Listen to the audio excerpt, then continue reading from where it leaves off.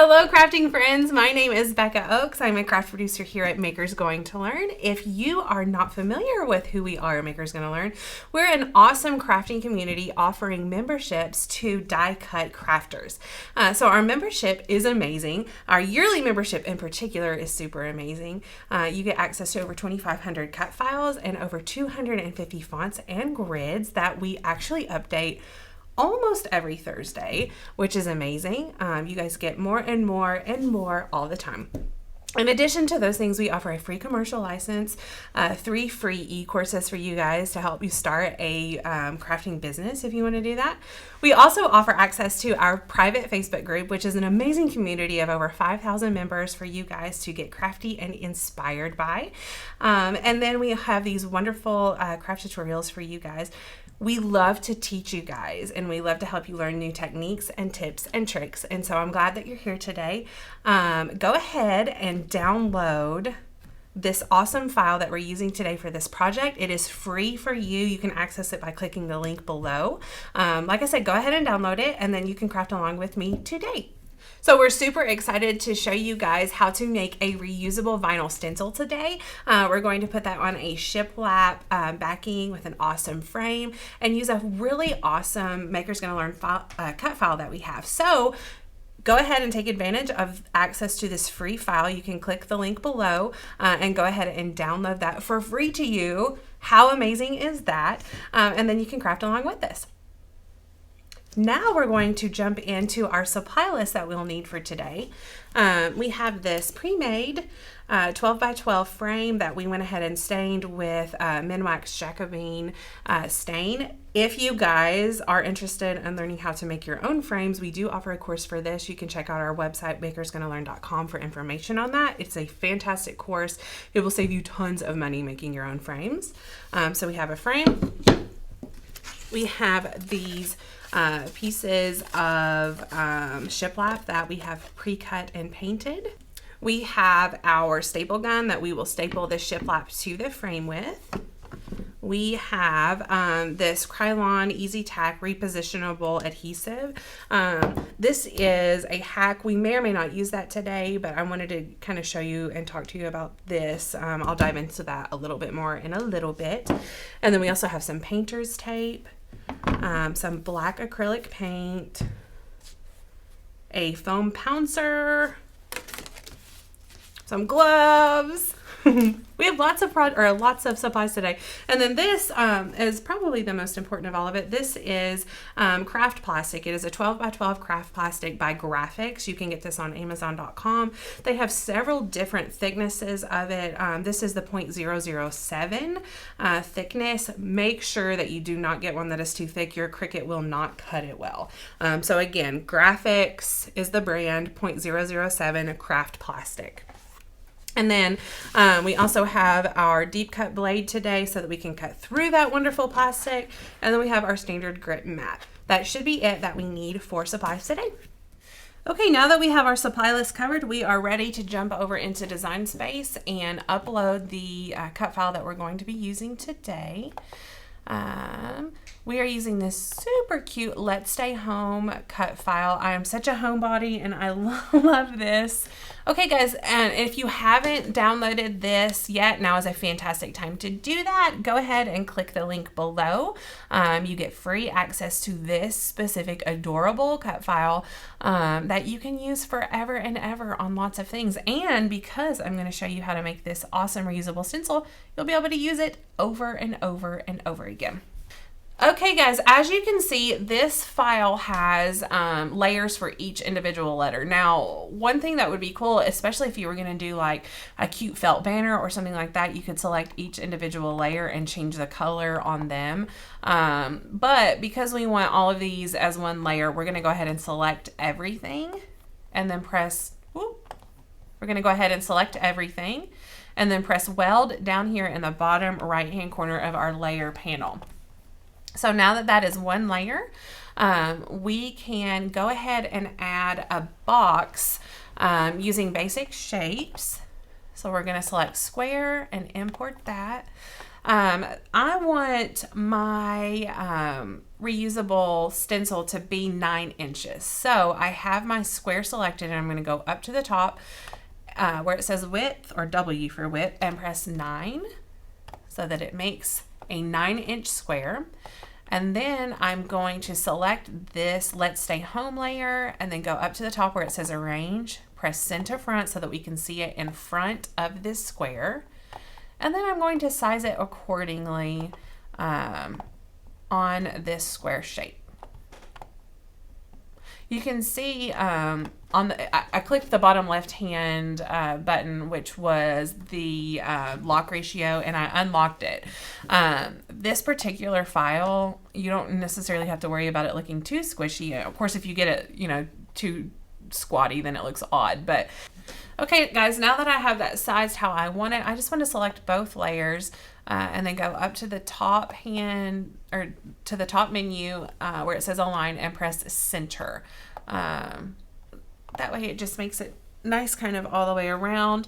I would like to point out, if you're not going to be using painter's tape to tape these stencils down, then make sure that you leave quite a bit of extra space like around your stencil, so that once you're putting the paint on, you have plenty of space around the design to have like any overlap or something. So for instance, if I'm painting this E on the bottom right hand side of it, and this is too close, then I might accidentally get some paint on the background that I don't want there. So keep that in mind when you're sizing your stencil. Because I'm using painter's tape today, I'll be fine. But if you don't want to use that, if you want to use the repositionable adhesive instead of painter's tape, then definitely keep that in mind when sizing.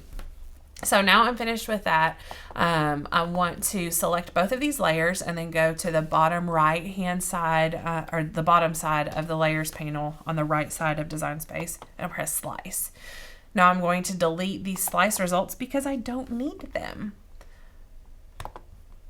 I don't need either one of these, so I'll delete both of those, and it leaves me with this wonderful image.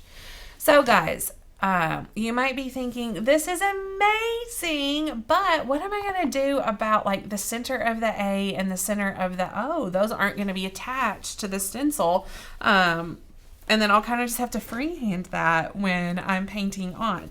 But you don't have to. I'm going to show you what you do. What we're going to do is add another little basic shape. I like to do a square. And then we are going to unlock that size ratio and make him super skinny and short. Once we get that how we want it, let's duplicate it a couple of times. Okay, now so we're going to bring these over and just attach them here on my A, so that the A is actually connected to the rest of the stencil. And then we're going to do the same with the O, and you can see I need to make this one a little bit longer, so I'm just going to unlock that ratio and drag it down. And then the same with this one. You might not need both of these on this O, but since it's a bigger letter, I just wanted to make sure that it's good and secure. So I've put both of those there, and then now I'm going to select this entire thing and press weld so that it's all one layer. And then when we cut this out, the centers of these letters will be attached, which is awesome. Okay guys, now we are ready to select our material, and there is not a setting for craft plastic in Design Space. So we at Makers Gonna Learn have done lots of research and testing on this, and have found that using transparency material selection works wonderfully. So we're going to select that and press done, and then we're going to add more pressure to it. Once that is finished, we are ready to load our mat, load the material on our mat, and then into the maker. Okay, we are ready to load this craft plastic onto our standard grit mat. So it is a 12 by 12, and we're just going to line it up and put it on normally.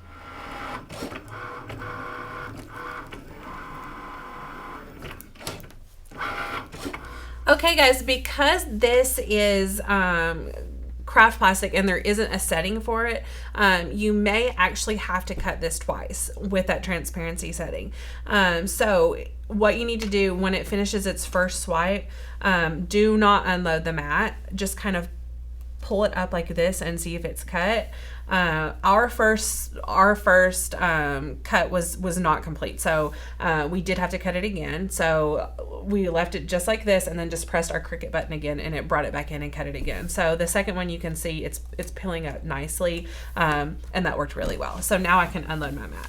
We can go ahead and start peeling up the actual stencil. Just do it pretty carefully, and make sure that everything is cut nicely. If there are any spots that look like maybe they didn't cut all the way through, then just grab your precision knife and go in and just reinforce those lines. Okay, so we have these shiplap pieces that we went ahead and pre-cut for this. Honestly, we have a big stockpile of like solid pieces for our frames back in our warehouse. And I just took one of those and took a miter saw and cut these pieces. It was super quick. And then put just one coat of white acrylic paint on them because I didn't want it to look super finished.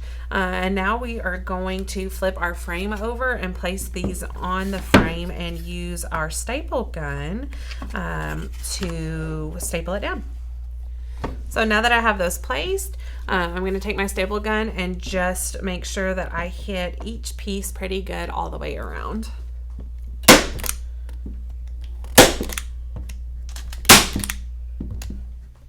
Now that I'm finished, I can go ahead and flip that over.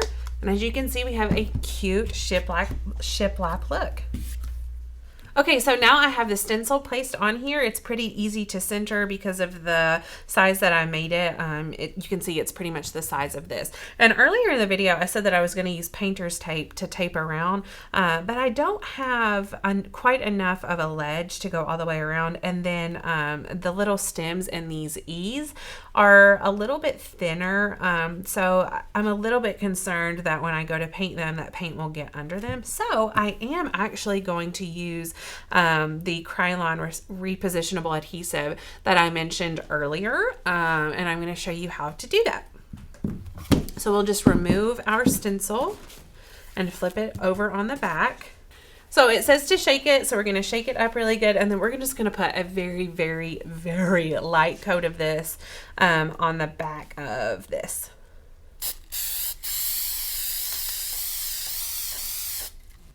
It kind of has a milky effect on it, so which is pretty neat because you can see where it actually is on the stencil.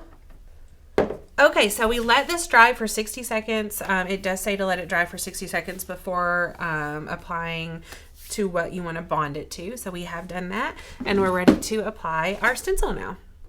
Okay, so once you get the stencil positioned where you want, just go back and gently rub over the stencil to make sure that each of the pieces are adhered nicely to your shiplap.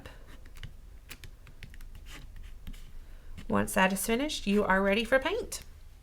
Okay, now I am ready to apply the paint. We do have this foam pouncer that we're using, our black acrylic paint, and we're just going to put a little bit of paint on this and then kind of drag it so that we don't have a ton of excess on there. When you are painting something like this, make sure that you're just placing down and lifting up. You don't want to do any like side movements or diagonal movements or anything like that because you don't want it to accidentally get under any of the stencil that might not be adhered all the way down.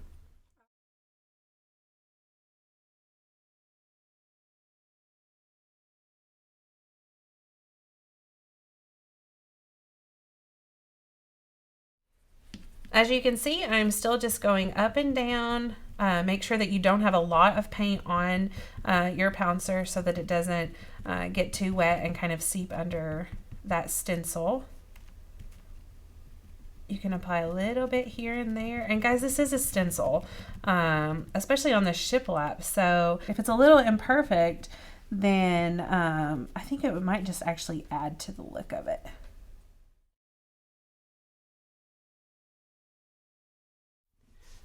Okay guys, and just look back over your work and make sure that there are no spots that need to be retouched up.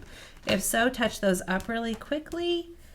Once you're happy with it, you are ready to remove your stencil.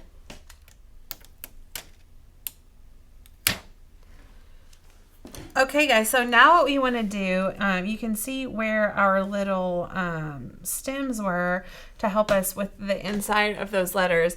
There's white, so we want to just take a little bitty paintbrush and go back in and paint those back in. Okay guys, so now that you're finished with this stencil, you can go and gently rinse the paint off of them, and then it's still a little bit sticky on the back, but you can definitely, next time you use it, add a little bit more of that repositional adhesive to it, and you can use that stencil over and over and over again.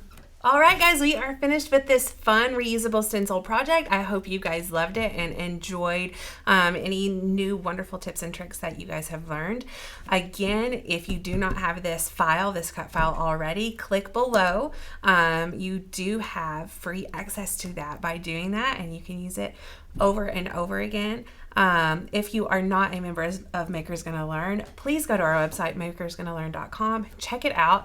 Let us know if you have any questions. We would love to have you guys join us for future crafting projects as well. Thanks so much.